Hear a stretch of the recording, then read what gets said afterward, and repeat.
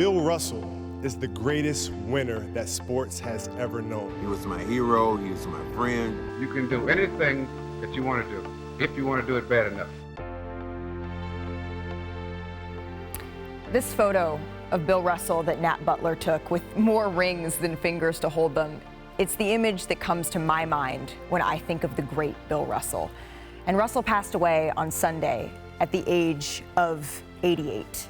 He was a giant, an 11-time champion, synonymous with the Boston Celtics. He was a civil rights leader and the greatest winner, not just in NBA history, but in all of team sports. And I could keep listing his accolades, but even that can't encapsulate his profound impact on sports, on racial equality, on basketball. And like so many of today's young fans, I didn't actually get to see Bill Russell play live, blocking shot after shot. But that's the thing about an all-time great, right?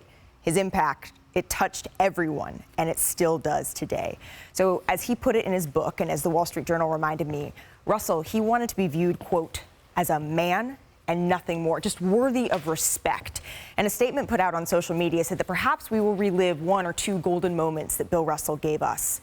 But it's difficult, actually it's impossible to capture the lasting impact of Bill Russell in an hour-long show.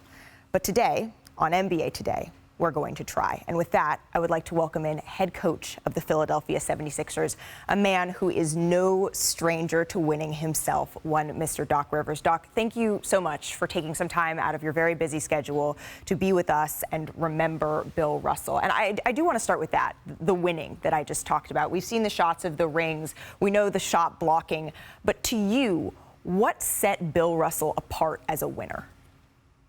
Well, Malika, first of all, thanks for having me on in this. I don't know if this is a sad or joyous occasion that we can remember Bill Russell. I remember as a kid, and we would argue who's the best player. My dad would always say, if you don't start with Bill Russell, we're not having a conversation. And he would never change from that. And he would always say that.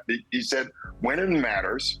Winning is the only thing matters. And I would say this about Bill, just being around him, especially when I was coaching in Boston, he never talked about himself. He always talked about team. He always talked about bringing others together. And he said something to me once, and he said it publicly before as well, is that if you can only be great and no one else on your team can be great, then you're not a winner.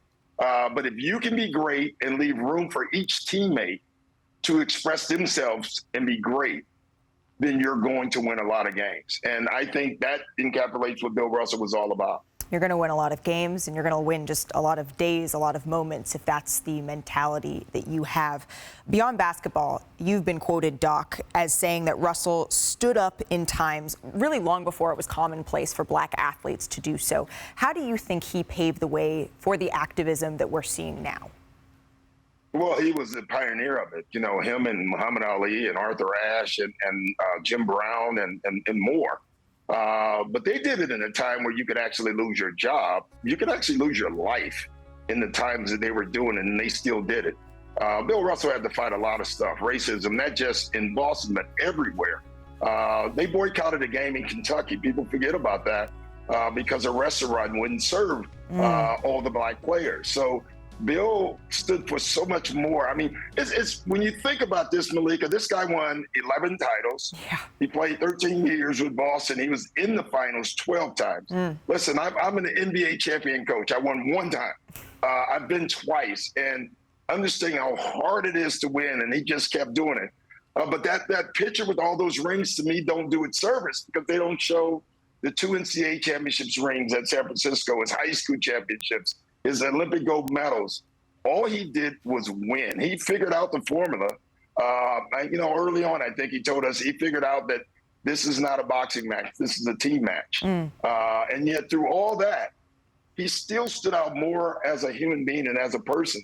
That's hard to do. Yeah, and to that end, you've also said that without Bill Russell, I'm not coaching. And I know that there is a literal sense there, right? That when there were no black coaches in any major of the sports before Bill, but I found that in first, whether it's the first black person to do something or the first woman to do something, whatever it is, I see a bit of myself in that person that allows me to feel like I can do or be or share that space. What did you see in Bill that connected with you?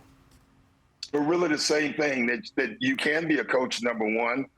You can be yourself, number two. And I thought Bill Russell was always himself. And you can fight with what's right.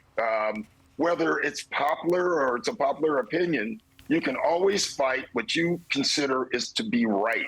And Bill did that. So by him doing that allowed each one of us that came after him, Lenny Wilkins, and a list of other black coaches, to do it. You know, right now I'm the longest tenured black coach in the NBA, and I don't take that lightly. I understand everything we do is watched, and every time we do something, it's criticized or critiqued. It may be a better word for it, and that's okay. Bill always said, stand up to it, live up to it, and that's what we're doing now. Thanks for watching ESPN on YouTube. For live streaming sports and premium content, subscribe to ESPN+.